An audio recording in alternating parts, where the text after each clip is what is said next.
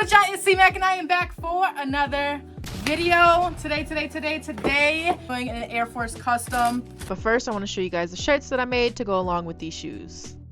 This is my second time working with the Easy On shoes. Let me know if you guys are still feeling the Easy On shoes or not. Leave a comment down below. Otherwise, let's just get straight into it. You know, one thing I can't get over about these shoes are the laces, though. Like, do y'all feel the same thing or not? Because I don't like that you can't remove them. It must be just me.